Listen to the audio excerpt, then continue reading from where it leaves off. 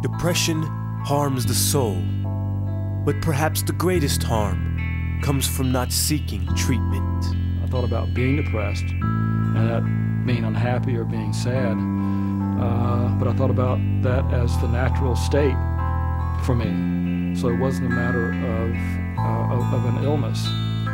Depression affects millions of Americans from every walk of life, but perhaps the saddest truth is that many never seek treatment, believing they must live with the disease.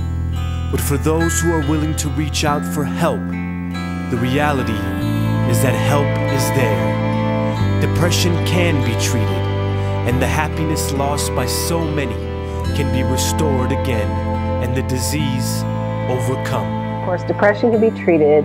It's very treatable. And the sooner we treat it and the more aggressively we treat it, the better off the person is. So we treat depression through a variety of mechanisms. We treat it through medications.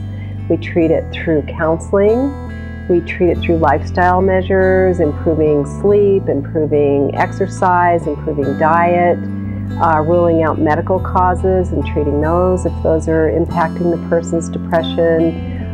Working on family connections and relationships sometimes can help depression, and sometimes dealing with grief or past trauma can also help someone resolve their depression. For many, taking the first step can be difficult, but reaching out for help could be the difference between continued misery or a return to happiness. The reason they don't want to go to the doctor is they're afraid they're going to find out something's really wrong.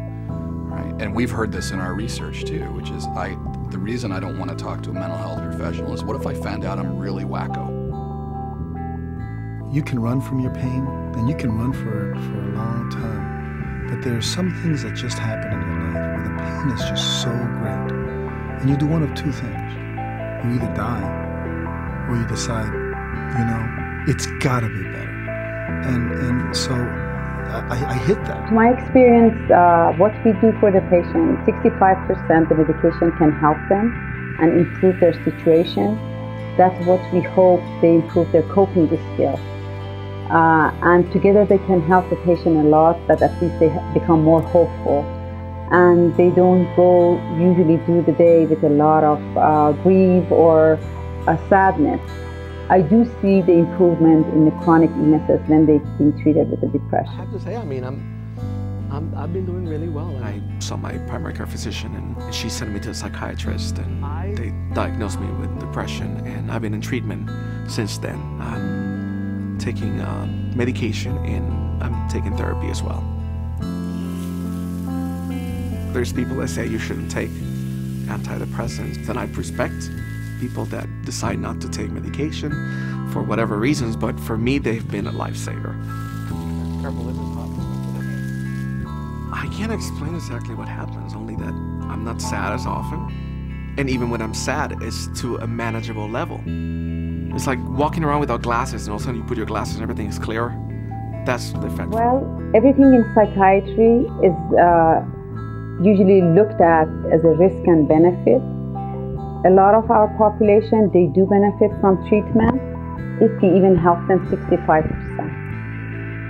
So, and then, as I said, usually we treat the patient for the chemical imbalance, that we give the medication, and we count on the patient's coping skills, how they're going to improve their coping skills, and how they're going to see the therapist, which is going to be a helpful factor, and also their environment. They all can affect the patient's improvement. I do not believe in pills.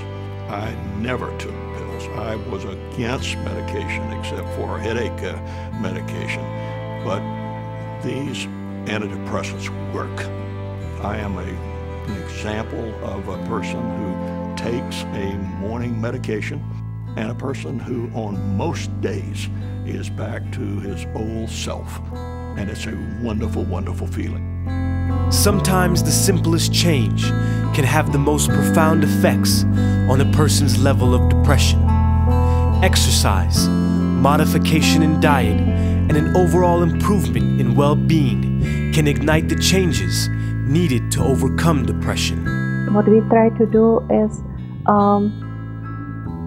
not only to use the medications, but also include the counseling and finding the ways for the patients how to decrease the stress in their life, so they can live a better life. One of the things is asking patients to exercise or spending time in the sunlight because it has a very, very beneficial effect. The most effective treatment of depression involves the use of therapy, which not only provides an outlet for patients, but also the tools to manage life's challenges. Edwina, my wife, was the first to really look at me and said, "There is something wrong with you, Tommy. You need to see a doctor." I mean, I just told her I was not going. I mean, I had always worked my way through my problems. Whatever they were. Depression really impacts the way we see the world and the way we perceive others, our relationships to our life, our work, our partners, our family, our friends. And so therapy works a lot to challenge some of the negative ways that depression makes us see things. So there's a type of counseling called cognitive behavioral therapy, which really helps us challenge some of the negative beliefs that we get about life and ourselves when we're depressed, and helps us sort of look at a more positive framework, and that actually has been shown to make changes in the brain and really help treat depression. The guided counseling available in therapy can strengthen coping skills and allow for the sharing of negative emotions and experiences. That's what a therapist is someone that you can open up to and tell that person what you're thinking inside, how you're feeling about it, what kind of things you're doing in your life. It's like opening a little window into yourself. The right kind of talk therapy would help, because I have so many things that I need to get out of my mouth and dreams I have every night. A person's relationships can greatly impact their level of depression. Bonds with family, friends, and loved ones affect and are affected by an individual's fight with depression. Sometimes depression is more of a systemic problem and has to do with more of the way relationships are handled within the family and the system. And some families do well going to a therapist all together at the same time, and they work out those relationships and those issues, those conflicts, and it can help resolve some of the symptoms in some of the family members of depression. So that is also a very effective mode of treatment. You know, it's when people hide back from each other and try to keep things secretive and not being able to communicate, that's when the problems arise. But you know, when you share it with the person you love, you can get help together. Because if you don't do that, then the anger just builds up between the two of you, and just this huge wall forms. We usually offer the individual therapy for patients to mainly focus on their coping skills again and interpersonal conflict. And it's like a knowledge that the patient has to learn about her symptoms more, and it's going to help them to change that symptom.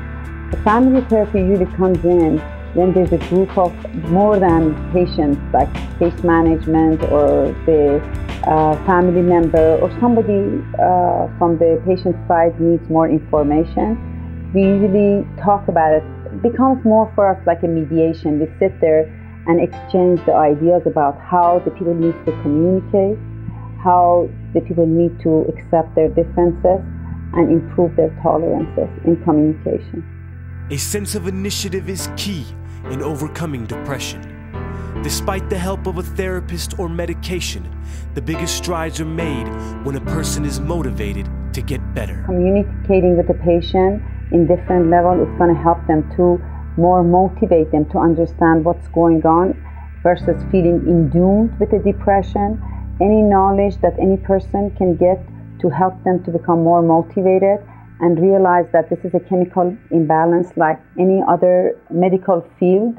It's a science and we already know about it, would be helpful. Knowledge has a lot of saying in depression. If the people get motivated through learning, this is one of the facts that they need to start reading and knowing about it more. Being in treatment is hard work. If one's going to do it and make it effective, it truly takes an investment on the part of the person seeking the treatment, not just the one providing it. Through the use of therapy, medication, proper communication with loved ones, and a healthy sense of empowerment, the battle against depression can not only be fought, but can be won. The lesson out of it for most of us is that you can come out of this, provided you seek treatment. That's not to say that people don't fall back into the ditch. I have been back into the ditch a few times. Usually that means staying in touch with your physician, monitoring your therapy, and being aware of when you're headed back. Hope exists, and help can be found. But the greatest challenge in overcoming depression is simply reaching out. And when that first step is taken, you will see that you are not alone. And with help, you can begin to rebuild and restore a life of happiness and joy. A brighter future exists, a future where smiles can shine again.